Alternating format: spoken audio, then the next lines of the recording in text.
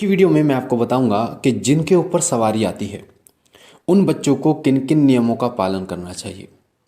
सवारी कई बार अपने आप भी आ जाती है, कई बार ऐसे भी आ जाती है कि आपने किसी से गुरु दीक्षा ली है तब भी सवारी आ जाती है। कई सवारियां आपके पिछले जन्म की होती हैं, जिसने कुछ किया भी नहीं है, पूजा पाठ भी नहीं की है, उनके ऊपर भी सवारी आ जाती है। और जो लोग पूजा पाठ करते हैं तब भी सवारी आ जाती है। किसी भी देवता की सवारी जब आती है तो पूर्ण रूप से एक समय पर नहीं आती। जैसे कई लोग ये कहते हैं ना कि गुरुजी सवारी आती है, पूर्ण रूप से नहीं आती है, बोलती नहीं है या झटका सा लगा के चली जाती है, ठीक है, पूछा नहीं देती है। तो इसका कारण ये होता है कि कोई भी सवारी जब आती है आपके शरीर में तो वो पूर्ण वेग से उसके आने में समय लगता है। पूर्ण वेग से उसे आने में समय लगता है। एक बार में वो पूर्ण वेग अपना प्राप्त नहीं करती है। और जब गुरु धारण कर लेता है कोई बच्चा, उसके बाद वो पूर्ण वेग में आना शुरू कर देती है वो सवारी। और फिर वो पूछा देना भी शुरू कर देती है, उसके वचन भी सत्य होने शुरू हो जाते हैं, क्योंकि उस टाइम पर गुरु उस सवारी से वचन लेता है। तो जब गुरु वचन लेता है सवारी से तो उसके बाद में कार्य बनने शुरू हो जाते हैं, साथ साथ में पूछा देना शुरू कर देती है, सत्य होने बात शुरू हो जाती है। पर अधिकतर बच्चे ये नहीं जानते कि सवारी आ गई। और कई बच्चों का ये भी कहना होता है कि गुरुजी सवारी आ गई और चली गई, अब नहीं आती सवारी, या अब तो झटके से लगते हैं बस, पर अब पहले पूर्ण रूप से सवारी आती थी अब नहीं आती है। या कई बच्चे ये कहते हैं कि संकट काट दिया हमने और उसके बाद में फिर हमारे ऊपर दिक्कत हो गई है। किसी और का संकट काटा था वो तो ठीक है, पर हमारे ऊपर दिक्कत हो गई है। या पहले वचन सिद्ध होते थे, सच होते थे, अब सत्य नहीं होते।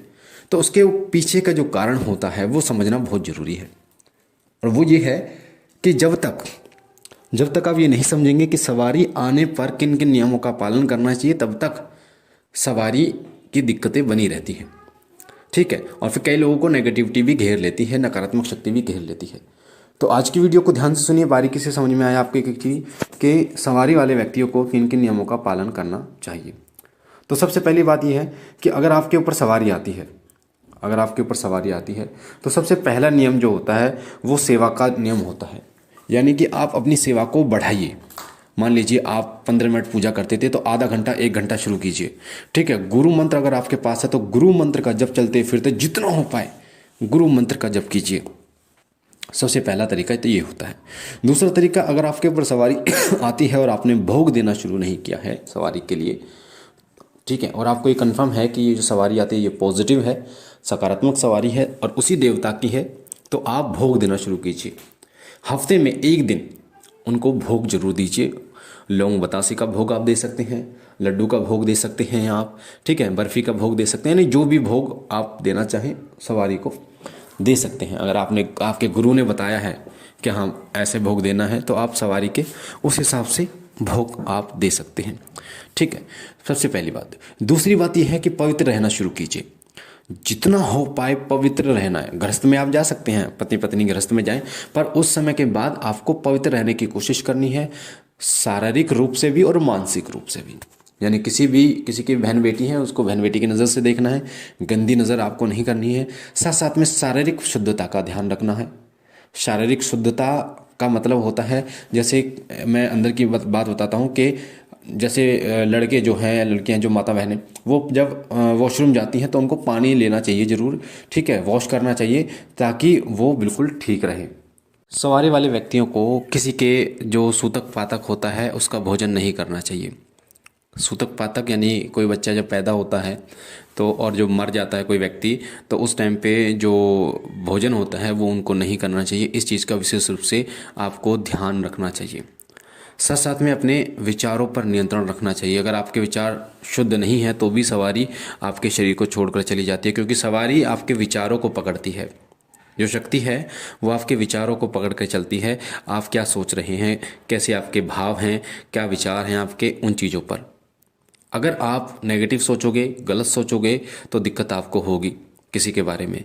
दूसरी बात यह है कि सवारी वाले व्यक्तियों को कभी भी किसी के प्रति जो है वो शत्रु भावना नहीं रखनी चाहिए। कई बच्चे ऐसे होते हैं, मान लीजिए उनकी किसी से शारीरिक लड़ाई हो गई, शारीरिक लड़ाई होने के बाद जब वो पूजा करते हैं तो उसी चीज़ को वो याद करते रहते हैं कि इसके साथ ये हो जाए, उसके साथ ये हो जाए, तो इससे भी वो देवता नाराज़ हो जाते हैं, इससे वो देवता रुष्ट हो जाते हैं।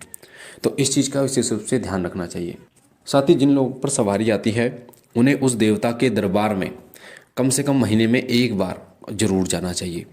इससे ये होता है कि जब आप उनके दरबार में जाते हैं तो वहाँ की शक्तियाँ जो हैं वो आपसे जुड़ती हैं, आपसे जुड़ती हैं वो शक्तियाँ, साथ साथ में आप वो जो शक्तियाँ हैं वो आपके साथ भी आती हैं और आपकी मदद भी करती हैं।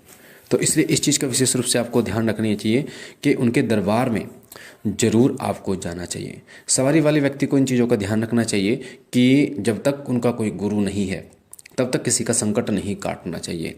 अगर आपको तरीका नहीं पता संकट काटने का तब तक आपको संकट नहीं काटना चाहिए। इस चीज़ का विशेष रूप से ध्यान रखना चाहिए। ना ही किसी के सिर पर हाथ रखना चाहिए। अगर किसी ने गुरु धारण भी कर लिया है और उसको ज़्यादा समय नहीं हुआ है तो उसे शिष्य नहीं बनाने चाहिए। कई बार क्या होता है कि जो बच्चे हैं ना वो शिष्य बनाना शुरू कर देते हैं, तो जल्दबाजी में ये कदम नहीं उठाने चाहिए जिनके ऊपर सवारी आती है। और दूसरी बात, जिनके ऊपर सवारी आती है उन्हें लोक कल्याण की भावना ही रखनी चाहिए। उन्हें कभी भी किसी व्यक्ति से पैसे नहीं लेने चाहिए, अपने मुंह से मांग कर कभी नहीं लेने चाहिए, क्योंकि जो नेगेटिव से परेशान व्यक्ति हैं वो पहले से ही परेशान है। और भगवान कहते हैं कि जो पहले से ही परेशान है अगर आप उसे और ज़्यादा परेशान करते हैं तो वो सबसे बड़ा पाप होता है। तो जो व्यक्ति परेशान है उसको आपको मदद करने की कोशिश करनी है हर तरीके से। आपको बिल्कुल भी पैसे नहीं लेते। हाँ, एक ये बात अलग है कि कोई अगर अपनी श्रद्धा से आपको कुछ फल फूल या कुछ दक्षिणा देता है तो अपनी श्रद्धा, अपने सामर्थ्य के अनुसार, अपनी इच्छा से खुश होकर देता है, उसका कोई काम बन गया, उसकी कोई इच्छा पूरी हो गई, या वो सम्मान के रूप में आपको देना चाहता है तो वो आप ग्रहण कर सकते हैं। पर अपनी इच्छा से बिल्कुल नहीं मांगना आपको, क्योंकि जिनके ऊपर सवारी आती है अधिकतर उनके अंदर अहंकार आ जाता है। उनके अंदर अहंकार आ जाता है कि मेरे पास शक्ति आ गई है, मैं प्रसिद्ध होना चाहता हूँ, और लोगों से पैर छुआने शुरू कर देते हैं, पैर छूने शुरू कर देते हैं लोग, और वाह वाह वो करवाना शुरू कर देते हैं। तो ऐसी स्थिति में, क्योंकि जब शक्ति आती है तो शक्ति के साथ साथ में अहंकार भी आता है साथ में आपके। उस अहंकार को आपको दबा के चलना है, उस अहंकार को साइड करके चलना है आपको, जिससे आपको कोई इस तरीके की परेशानी ना हो। इस चीज़ का विशेष रूप से आपको ध्यान रखना, क्योंकि अहंकार जो होता है वो शक्तियों का नाश करता है, बुद्धि का विनाश करता है। तो आपको कभी भी मद में चूर नहीं होना।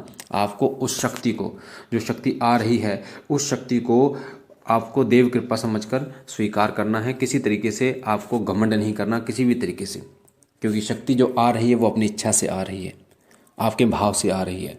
तो जैसे पहले भाव थे आपके उसी तरीके से भाव रखने हैं, वरना जैसे शक्ति आई थी वो शक्ति वैसे ही वापस चली जाएगी। क्योंकि शक्तियाँ जो हैं वो अपने नियमों की पक्की होती हैं, शक्तियाँ अपनी मर्यादा में रहती हैं। अगर आप शक्तियों को अपने भाव से पूजेंगे तो शक्तियाँ बिल्कुल प्रसन्न होंगी। एक चीज़ का और ध्यान रखिए कि सवारी वाले व्यक्ति जितने हैं, कभी भी किसी भी देवी या किसी भी देवता जिसकी भी सवारी आ रही है उनको आपको तामसिक रूप में नहीं चलाना, तामसिक में बिल्कुल भी नहीं चलाना, तामसिक भोग उनको बिल्कुल भी नहीं देना है। इससे शक्तियों में उग्रता आती है और शक्तियों के कारण फिर आपके घर में आर्थिक परेशानियां बढ़ जाती हैं, आर्थिक दिक्कतें आपकी बहुत ज़्यादा बढ़ जाती है अगर आप तामसिक रूप में शक्तियों को चलाते हैं। तो शक्तियों को सात्विक रूप में चलाइए, सौम्य रूप में चलाइए। सौम्य रूप में शक्तियाँ आपका भी कल्याण करेंगी और सामने वाले व्यक्ति का भी कल्याण करेंगी। तो मुझे आशा है ये जानकारी आपको पसंद आई होगी, समझ आई होगी जो मैंने आपको बताया। बाकी मैं बाबा भोलेनाथ से, माँ जगदम्बा से विनती करता हूँ कि वो आप पर अपनी अनुकंपा बनाए रखें, आपके घर और आपके परिवार पर खुशी रखें, आपके घर परिवार को खुश रखें, आपके घर परिवार में सुख समृद्धि रखें। और हम मिलते हैं एक नई जानकारी के साथ। तब तक के लिए ओम नमः शिवाय, ओम नमः शिवाय, ओम नमः।